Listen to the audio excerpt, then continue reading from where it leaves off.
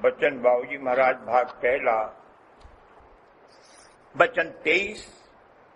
यार शातिर, यार शातिर न बार खातिर। जो सेवक सेवा में चौकस है, अपना तन मन अपने सेवक की प्रसन्नता में लगाता है और उसी में उसको प्रसन्नता हासिल होती है और खुद अपना आपा या मतलब और मन को राजी व खुश करने का अंग उसमें कुछ नहीं रखता है, वो यार शातिर है। जो खुद गर्जी से या मनोरंजन के लिए सेवा करता है, वो बार खातिर है। धाम अपने चलो भाई, पराए देश क्यों रहना। काम अपना करो जाई, पराए काम नहीं फंसना। जो काम सूरत को संसार से हटाकर उसको निज देश में ले चले, वो अपना काम है। और जो काम उसको जग में फंसावे और बंधन ज्यादा पैदा करे, वो पराया काम है। उससे मन प्रसन्न होता है। मन मिस्र नटखट टर्रे घोड़े के है, उसके मुंह में कड़ी लगाम लगानी होगी और उसको काबू में लाना होगा। मामूली सवार को तो अलग होकर या दुलत्ती फेंक कर गिरा देगा, लेकिन जब वो शह सवार की रान तले आवेगा और वो एड़ लगावेगा तो नटखटपन छोड़ देगा, उसको पहचान जाएगा और फिर वफादारी से भी पेश आएगा। उसकी जान बचाने के लिए अपनी जान तक देने को तैयार होगा। पहले तो सख्ती से काम लेना पड़ेगा, लेकिन जब मन समझ लेगा कि ये सूरत राधा स्वामी जाल की सहायता में है और मेरे बस की नहीं है, तो वह उसका मीठ होकर साथ देगा। मन बैरी को मीट कर। मन के साथ सख्ती करने से ये मुराद नहीं है कि उसकी कोई बात न मानी जावे। ऐसा करने से वो बेजार हो जाएगा। यहाँ उसको ही अगुवा करना है। ब्रह्मांड में मन सूरत के साथ चलेगा। 10वें द्वार के ऊपर सूरत मन से कतई न्यारी होकर चलेगी। यहाँ बगैर मन के कुछ नहीं हो सकता, इसलिए इसकी मुनासिब चाह किसी हद तक पूरी करने में चंदा हर्ज नहीं है, बशर्ते कि उसमें कोई पाप कर्म न होता हो। जिस काम में अपने स्वार्थ के लिए दूसरे का नुकसान किया जावे, पाप है। बसो तुम आए नैनन में, सिमट कर एक यहाँ होना। दुई यहाँ दूर हो जावे, दृष्टि ज्योत में धरना। एक कायदा है कि मालिक के दर्शन एक ही आंख से हो सकते हैं, दो से नहीं। परमार्थ में दो रुखी जायज नहीं है। दुनियावी बर्तावे में बगैर दुई के काम चल ही नहीं सकता। जिसके साथ जैसे ताल्लुकात होते हैं, वैसा बर्ताव किया जाता है। इसका ये मतलब नहीं है कि ईमानदारी और सच्चाई दुनिया में रवा नहीं है। आंखों में काल और माया की धारें आ रही हैं। बाएं अंग में माया की धार विशेष है और दाएं में काल की। ब्रह्मांड के नाके के ऊपर दोनों धारें एक तिल में होकर गई हैं, वहां रली मिली हुई हैं। ज्योत निरंजन करते रलियां, लेकिन उससे ऊपर भिन्न दिखलाई देंगी। धारें हर मंडल के नाके पर पहले मिलकर आती हैं और काम शुरू करती हैं, फिर मुंतशिर हो जाती हैं। एक आंख फोड़ लेने यानी काना बन जाने से और आसन पर तिल डाल देने से दर्शन नसीब नहीं हो सकते। गुरु के देह स्वरूप के दर्शन जो उन्होंने नटचोले में धारण किया है, दोनों आंख से हो सकते हैं, लेकिन इस देश के हिसाब से जो उनका विदेह रूप चिदाकाश में बड़ा विशाल और मुनव्वर है, उसका दर्शन जब तक दोनों आंखों की धारें मिलकर तीसरे तिल में एक न होंगी, न होगा। ये कोई आसान काम नहीं है। इसमें एक जन्म लग सकता है। मालिक अपनी मेहर व दया से कार्य बनावेंगे। मनुष्य टोला मिलना और फिर उसमें संत समागम होकर गुरु का सत्संग मिलना बड़े भाग्य की बात है। ऐसे शुभ अवसर पर घट में दिया बालकर अंतर का अंधेरा दूर करना चाहिए। ये सच्ची दिवाली है, बार बार नहीं आती। वचन नंबर 24। इलाहाबाद 7 नवंबर सन 1931। अखंड चैतन्य, दया भाव, सूरत का लखाव। चैतन्य का ही ज़हूर ऊपर से नीचे तक है और उसी से हर चीज का वजूद कायम है।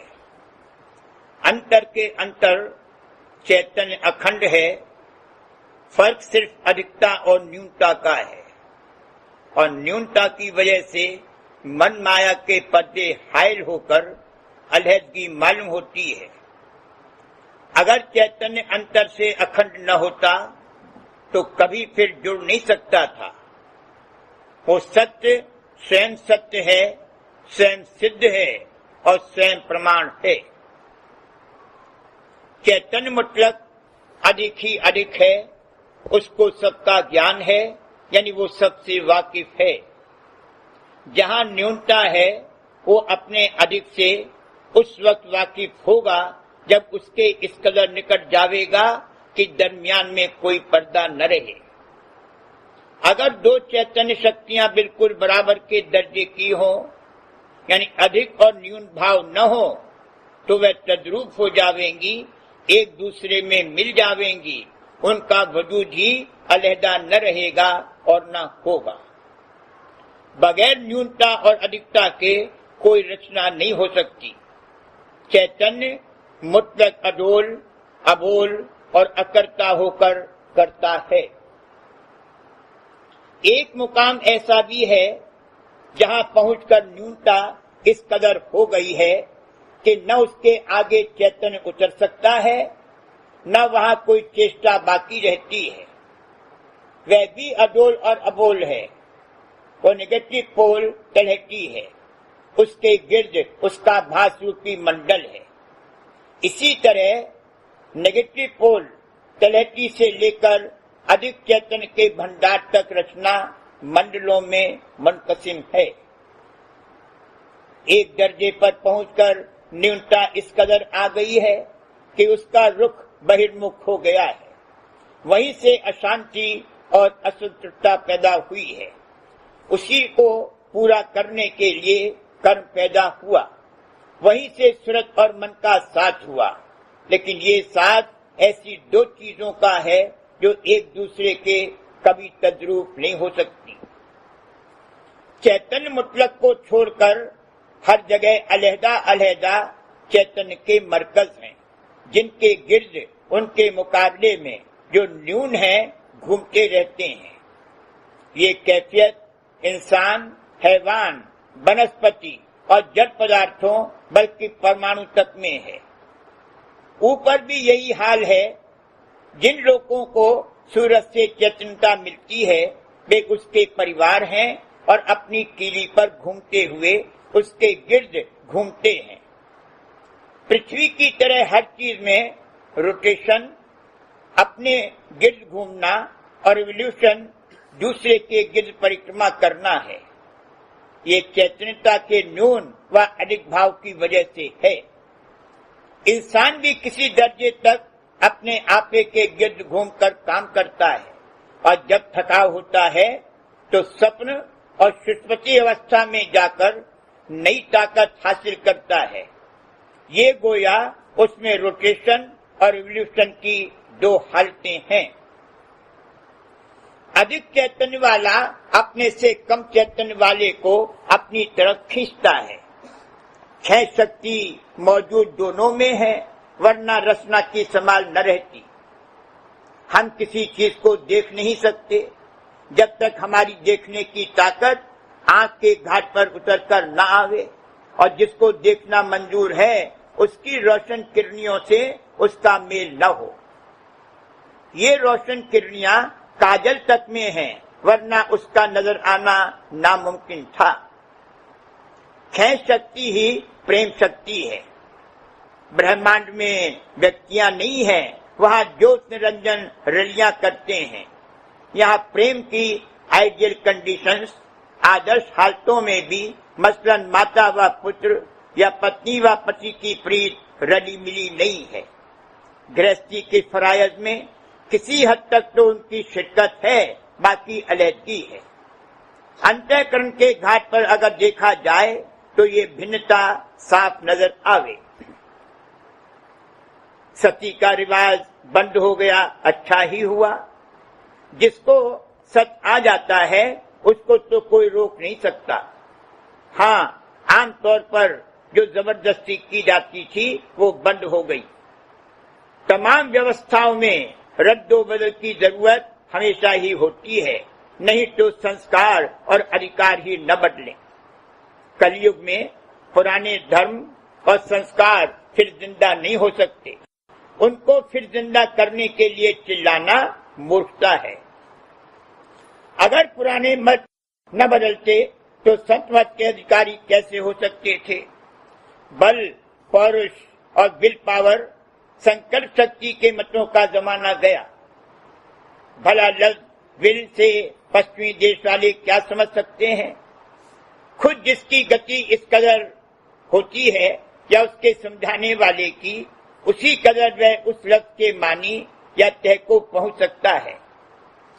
जब जीव बलहीन, पौरुषहीन बल्कि कल्पनाहीन हो गए, तब तो संत मत के अधिकारी हुए। कल्पना का नाश पहले मनाकाश पर पड़ लेता है, फिर नीचे स्थूल रूप धारण करता है। अंतर में दया भाव हुए बगैर सच्ची अहिंसा नहीं हो सकती है। कोई बात किसी के खिलाफ मर्जी करना जबरदस्ती है और जबरदस्ती करने का किसी को हक नहीं है। अगर पुत्र जैसा प्यार पिता में रखता है वैसी हालत हो तो किसी कदर जबरदस्ती जो ऐन प्यार है रवा है। बल्कि उपदेश सुनाने का अधिकार नहीं है जब तक कि हित से सुनने को तैयार न हो। जहन्नुम में जाता हो तो जावे, इसमें भी दया है। वहां से निपटना है तो निपट ले, फिर आवे। अगर दया अंतर में है तो बज़ाहिर कोई काम सख्त मालूम होता हो, लेकिन वो अहिंसा है। ऐसी दया वही कर सकता है जिसको किसी किस्म की कोई मोहताजी न हो। वो मालिक है। मालिक की दया का वार पार नहीं है। वह तो काल तक पर जबरदस्ती नहीं करता। रचना का मकसद यही है कि जो विकारी अंग दुख देने वाले हैं उनको दुखी के लोक में छोड़कर सुख स्थान में चले। अगर वह अंग यूं ही न काट दिए जाने की मसलहत होती तो रचना ही करने की क्या जरूरत थी।